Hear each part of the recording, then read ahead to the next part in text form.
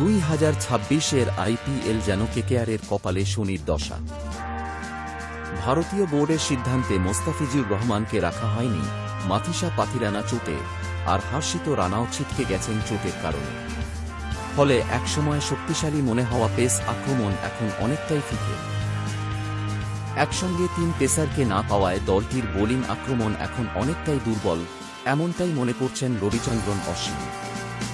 অশ্বিনের মতে আগে কলকাতার বোলিং নিয়ে প্রতিপক্ষের মধ্যে আলাদা ভয় কাজ করত, কিন্তু এবার সেই বৈচিত্র্য ও চাপ তৈরি করার ক্ষমতা কমে গেছে। বিশেষ করে মোস্তাফিজুর রহমান আর মাথিসা পাথিরানার মতো বোলারকে যখন পেয়েও হারাবেন। এই বোলিং আক্রমণ দেখে এবার প্রতিপক্ষ শিবির আর ভয় পাবে না। দলে নতুন হিসেবে Zimbabwean pace bowler blessing Muzarabani থাকলেও বোলিং আক্রমণে কেকেআর এখন অনেকটা নড়বড়ে। এছাড়া স্পিন বিভাগেও আগের মতো ধার নেই সুনীল নারাইন ও বরুণ চক্রবর্তী। সব মিলিয়ে এবারের আসরে কলকাতার জন্য চ্যালেঞ্জটা সহজ হবে না।